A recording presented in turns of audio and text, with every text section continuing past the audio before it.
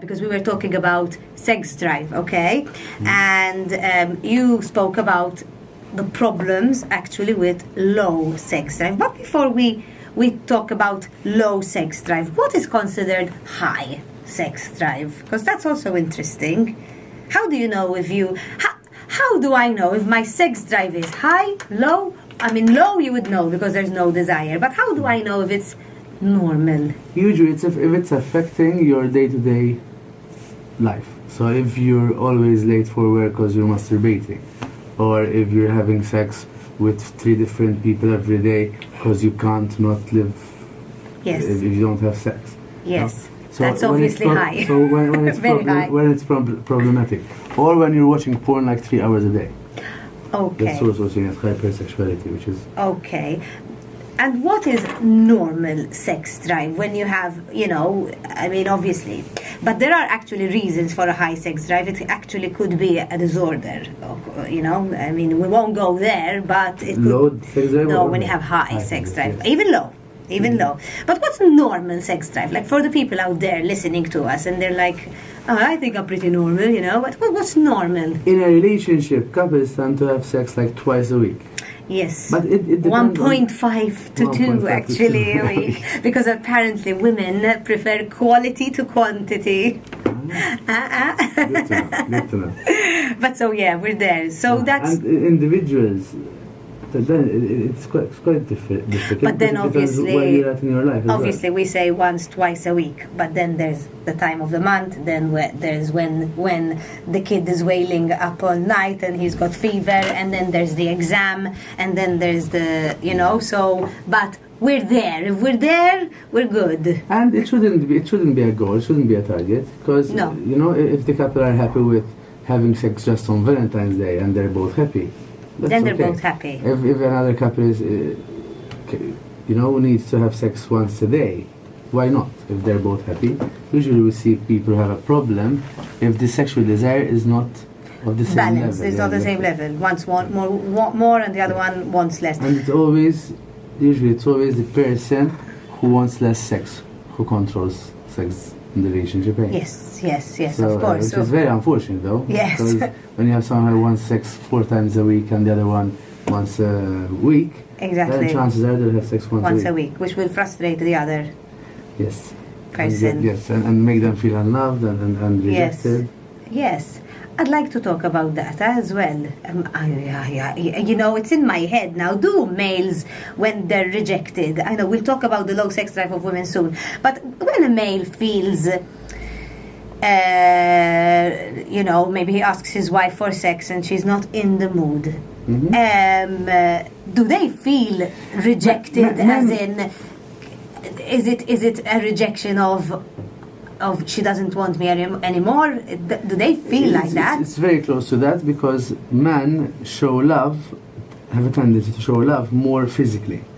So when a man wants sex, they want sex because of sex, but they also are after the connection. So when a woman says, I don't feel like it today, or move away, perv, that's obviously going to make the person feel rejected. So there's also a way of saying, listen, I don't feel like having sex today, or I really want you, but I'm too tired, or I've just had a very long day. Okay. Instead of saying, no, stop. As if I don't feel like you. You say, like, listen, I love you too, but I'm very tired. Okay, so that was another aside. So, low sex drive, okay? Low sex drive in women, because I did come across some people who, were discussing with me the fact that I don't know what happened to me, my sex drive is really low. What are the reasons for a low sex drive? It could be the lifestyle. Normal? It's not normal, no. It's not normal for the sex drive to go down. And a lot of people keep thinking that it's normal. It is not normal. We tend to hear more people talk about it because people sometimes like to complain about their relationships. Yes. Because sometimes we feel that it's cooler to complain about our partner than actually say, what a fantastic partner I have. So we tend to hear more about the couples who are not having sex, even because it's sort of stereotype. Yes. Like people are expected to not have sex after a couple of years of them living together. Okay. Really? Mm-hmm. Okay. There is this idea, that you'll have sex is really good at the beginning, and then once you're together for a long time, sex goes down. It's accepted more than anything else. Yes, it's kind of socially expected and accepted. Yes, you're right. And there are different reasons why sex drive goes down. The most obvious and the one that we see the most is lifestyle. Okay. It's people who are overworked. Yes. They get home at 7, 8, Yes. 9 at night. They need to feed the kids, feed the dogs, take the dog out, clean the apartment or the house, feed themselves. But And Matt, what can be done about that? As in, we do live in a day and age where everybody is very busy all the time. Are we? Or is it something that we're trying to give the impression that we're busy all the time? And sometimes I feel that it's also perceived as cool to be busy all the time. When we call each other and, are you busy? Yes, I'm busy, I'm very busy. Because we like to give this impression that we are very much wanted and very much busy. But for those listeners who are out there who are genuinely really busy, and they feel, no, but I am really busy. I'm not saying I'm busy because it's cool. I am really busy. But then what can they do? Get that same person, throw in a lover in the mix, and they'll find time to meet the lover. They'll find time to have sex in a car somewhere, to book a hotel somewhere, and they'll manage to say that. So what if at work it's the busy an extra person hour. with a 3-year-old child who gets home at 10 p.m.? I think if we had to, all of us, look at our lifestyle and see our priorities, I'm pretty sure that we can find an hour where we can spend together. Now, I'm not suggesting that we add an hour on top of everything else we have to do, because that's going to cause even But it more needs to anxiety be and stress. prioritized. I need to make a conscious decision. Should I work a couple of hours overtime every day so I can buy this handbag or go abroad to this kind of hotel? Or can I make do with one less overtime a week and spend some time with my partner? Okay. So basically, yes, what you're saying, it actually boils down to you need to take time out to take care of yourself and your relationship. Yeah, because I meet couples who say, like, we don't have, sex has gone down, and then you ask them to explain and to tell you what their schedule is, and they get home at 7, they're very busy, then they choose to do a master's the norm, on top of it's that. the norm that people get home at 6 or at 7, then they have the dog to take out for a walk or the kid to do homework But then with. do I have to go to eat, to have lunch at my in-laws every Sunday? Can't I do it? One Sunday yes, one Sunday no. Do I have to take my son every Saturday to football? Can't I car share and one time Yeah, my but you my take your son to friends football, go? leave him there and go back home. Exactly, or go for a coffee at least with my partner to keep that connection going.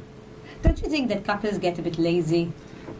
I think that that's the honest truth. That people get lazy and then they'd rather wash the dishes instead of have sex. They'd rather read stories to the kids for a long time instead of choosing a shorter story.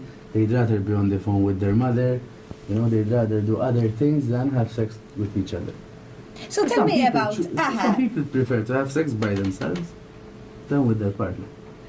And for me, Okay. that is a problem. Of course it is I'm a not saying problem. it's a problem masturbating. No, Enjoy it. no. But if And we'll have a choosing- whole if you're program about choosing- masturbation. If you're choosing to have sex alone instead of your partner, especially when your partner is complaining that you're not having enough sex, maybe that says something about your relationship as well. Because this interest, this loss of interest is, I was reading, it's a study showed that nearly 1/3 of women aged between 18 to 59. So that's a lot. And but you mentioned before the break, the millennials, the people born in 18. I'm not really sure, but I think it's 1984 till 2000, something like that. So they would be, I'm trying to do the maths in my head, help me somebody. Anything between So they would be 33 to 17, I think, or 18. 18? 33 to 18, I think. Okay. So why are they having less sex?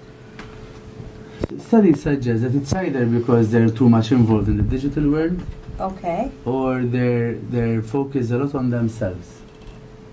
So they're not after the attachment, but after their own gratification.